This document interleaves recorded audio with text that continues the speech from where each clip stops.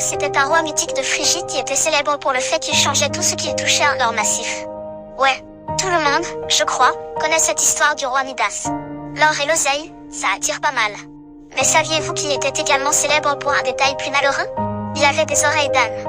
Et oui, vous avez bien entendu. Aujourd'hui, je vais vous parler de ce roi mythique. Mais avant, je vous invite à vous abonner à ma page, donner un j'aime à la vidéo afin de me soutenir.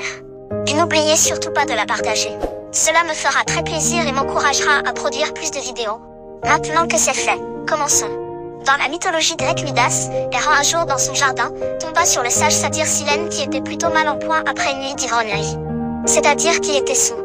D'autres versions du mythe racontent que Midas avait en fait drogué le bassin duquel le satyre buvait et l'avait ainsi capturé afin qu'il puisse apprendre de sa sagesse. Quoi qu'il en soit, drogue ou alcool, l'histoire raconte que Midas donna à manger et à boire au satyre afin qu'il recouvre ses esprits et le ramena à son grand compagnon, Dionysos, le dieu du vin. En échange de cette gentille attention, le dieu Dionysos accorda à Midas un souhait. Le roi, déjà célèbre pour sa richesse, choisit de se voir donner le don magique de transformer tout objet qu'il toucherait en or massif. Il voulait plus de thunes quoi. En rentrant à son palais, Midas mit immédiatement sa nouvelle compétence à l'épreuve et se réjouit de voir comment il pouvait désormais transformer des branches, des pierres et même des morceaux de terre en fantastiques pépites d'or brillant. Même les fleurs et les fruits, une fois touchés par le roi, se transformèrent instantanément en or. La belle ville attendait, et je vous avoue que j'adorerais voir ça. Cependant, les conséquences de ce don devinrent vite évidentes, quand Midas tenta de monter à cheval et que ce dernier se transforma en métal inerte. De retour à son palais, les robes dorées du roi frôlèrent les piliers de la porte d'entrée alors qu'il entrait et ils se changèrent instantanément en or. Puis la situation prit un tournant plus inquiétant quand, ayant demandé son dîner, le roi tenta de se laver les mains dans un bol d'eau. Hélas, dès que ses doigts entrèrent dans l'eau, elle fut également changée en or et en commençant à manger, même les mets savoureux se changèrent en or une fois mis dans sa bouche. Terriblement affamé et assoiffé, même le sommeil ne lui apporta aucun répit car son lit habituellement si doux devint froid et dur et le sommeil fut impossible.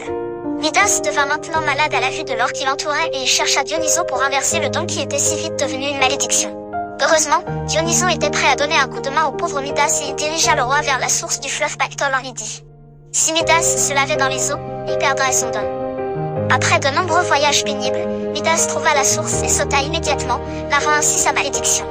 Des années plus tard, on utilise ce mythe pour expliquer la présence réelle de poussière d'or dans le lit de la rivière Pactole.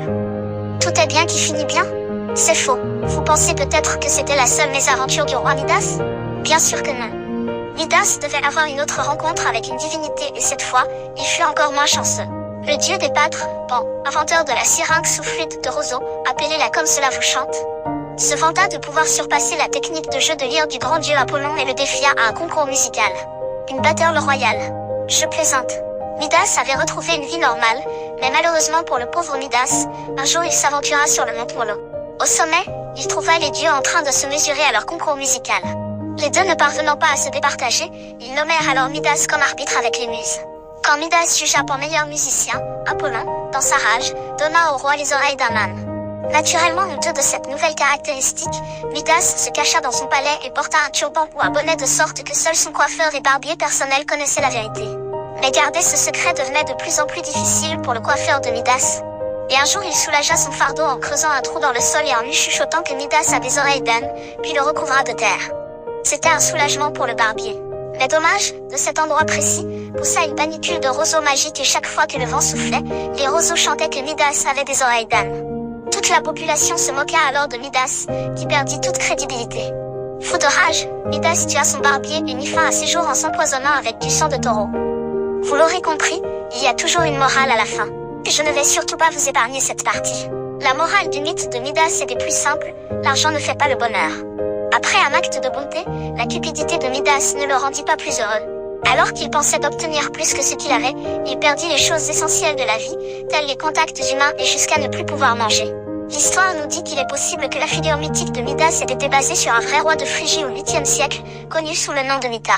Un squelette découvert dans les monticules mortuaires à l'extérieur de Gordion, la capitale phrygienne, a été attribué, en principe pour le moment, à Mita par certains experts. Avez-vous aimé l'histoire de ma vidéo? Si oui, dites-le moi en commentaire. Partagez la vidéo et abonnez-vous à ma chaîne en attendant la sortie de ma prochaine histoire. Je vous dis à bientôt, et rappelez-vous, l'argent ne fait pas le bonheur.